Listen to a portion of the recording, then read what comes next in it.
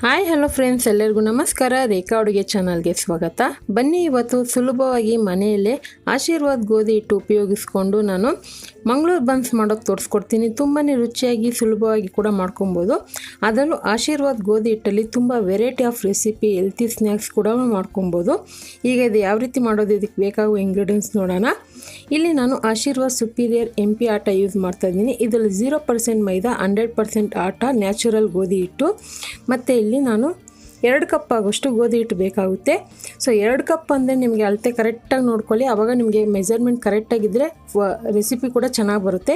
ಈ ಥರ ಕಪ್ಪಲ್ಲಿ 2 ಕಪ್ ತೊಗೊಂಡಿದ್ದೀನಿ. ಸುಮಾರು 1/4 kg ಆಗೋಷ್ಟು ಬರುತ್ತೆ ಹಿಟ್ಟು. 2 ಮೀಡಿಯಮ್ ಸೈಜು ಪಚ್ಚಬಾಳೆಹಣ್ಣು ತೊಗೊಂಡಿದ್ದೀನಿ.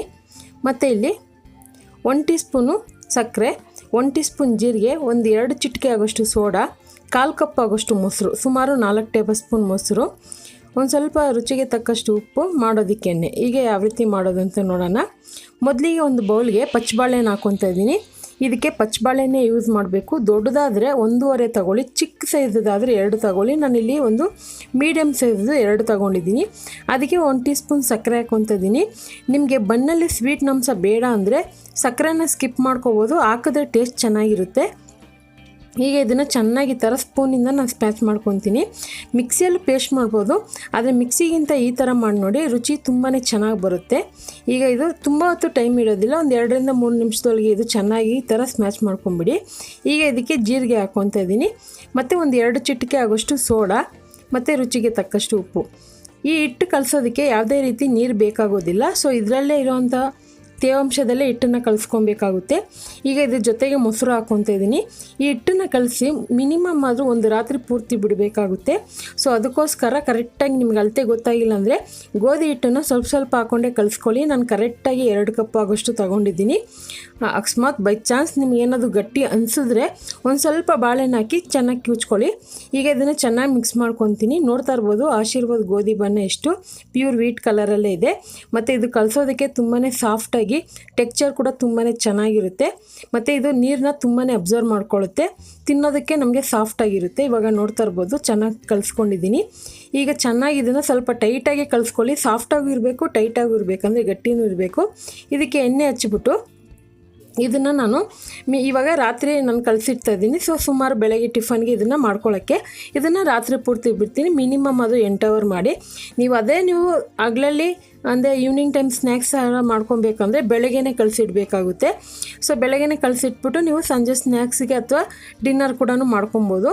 ಸೊ ಇವಾಗ ಇದನ್ನು ನಾನು ಚೆನ್ನಾಗಿ ಇವಾಗ ನಾದ್ಕೊತಾ ಇದ್ದೀನಿ. ನಾದ್ಕೊಂಡು ಇದನ್ನು ಒಂದು ಪೂರಿ ಸೈಜ್ಗಿಂತ ಸ್ವಲ್ಪ ದೊಡ್ಡದು, ಯಾಕಂದರೆ ಇದನ್ನು ತೆಳ್ಳಿಗೆ ಪೂರಿ ಲಟ್ಸ್ದಂಗೆ ಲಟ್ಸ್ಬಾರ್ದು, ಸ್ವಲ್ಪ ದಪ್ಪಕ್ಕೆ ಲಟ್ಸ್ಬೇಕು. ನೋಡ್ತಾ ಇರ್ಬೋದು ಎಷ್ಟು ಸಾಫ್ಟಾಗಿ ಆಗಿದೆ ಅಂತ.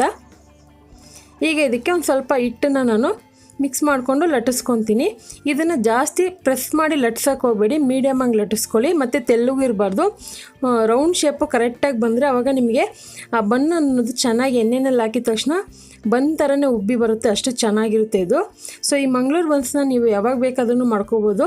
ಅದರಲ್ಲೂ ಕೆಲಸಕ್ಕೆ ಹೋಗೋರು ಬೆಳಗ್ಗೆ ಹೊತ್ತು ಮಾಡ್ಕೋಬೇಕಂದ್ರೆ ರಾತ್ರಿನೇ ಕಲಸಿಟ್ಕೊಂಡ್ರೆ ನಿಮಗೆ ಈಸಿ ಆಗುತ್ತೆ.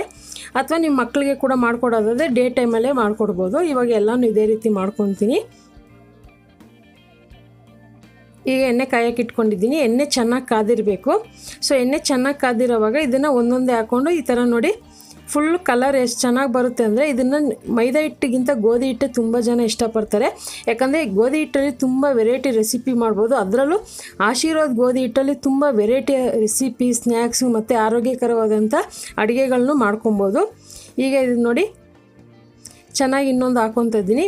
ಒಂದರಿಂದ ಒಂದು ಜೊತೆಗೆ ಹಾಕೋಕ್ಕೆ ಹೋಗ್ಬೇಡಿ, ಸಿಂಗಲಾಗಿ ಹಾಕಿ, ಆವಾಗ ಕರೆಕ್ಟಾಗಿ ಬರುತ್ತೆ. ಮತ್ತು ಎಣ್ಣೆನೂ ಚೆನ್ನಾಗಿ ಕಾದಿರಬೇಕು. ಕಲರ್ ಪೂರ್ತಿ ಡಾರ್ಕ್ ಕಲರ್ ಬರೋವರೆಗೂ ಫ್ರೈ ಮಾಡ್ಕೊಳ್ಳಿ. ಬೆಳ್ಳಗೆ ಇರೋವಾಗ ತೆಗಿಯೋಕ್ಕೆ ಹೋಗಬೇಡಿ. ಮತ್ತು ನಿಮಗೆ ಡೌಟ್ ಇರ್ಬೋದು ಒಳಗಡೆ ಬೆಂದಿರುತ್ತಾ ಇಲ್ವ ಅಂತ, ಅದು ಸಹ ನಾನು ಓಪನ್ ಮಾಡಿ ತೋರಿಸ್ಕೊಡ್ತೀನಿ. ತುಂಬಾ ಸಾಫ್ಟಾಗಿ ಬೆಂದಿರುತ್ತೆ, ತಿನ್ನೋದಕ್ಕೆ ರುಚಿಯಾಗಿರುತ್ತೆ. ಸೊ ಇವಾಗ ಈ ಬನ್ ರೆಡಿಯಾಗಿದೆ. ನಾನು ಇದ್ರ ಜೊತೆಗೆ ಪ್ಲೈನ್ ಸಾಲನ್ನ ಮಾಡಿದ್ದೀನಿ.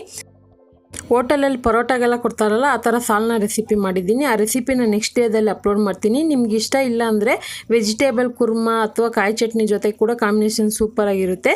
ಸೊ ಖಂಡಿತ ಇವತ್ತು ತೋರಿಸಿರೋ ಈ ರೆಸಿಪಿ ಇಷ್ಟ ಆದರೆ ನೀವು ಸಹ ಮನೇಲಿ ಇದೇ ರೀತಿ ಟ್ರೈ ಮಾಡಿ, ಯಾವ ರೀತಿ ಇತ್ತು ಅಂತ ಕಮೆಂಟ್ ಮಾಡಿ, ಹಾಗೆ ಲೈಕ್ ಮಾಡಿ, ಶೇರ್ ಮಾಡಿ.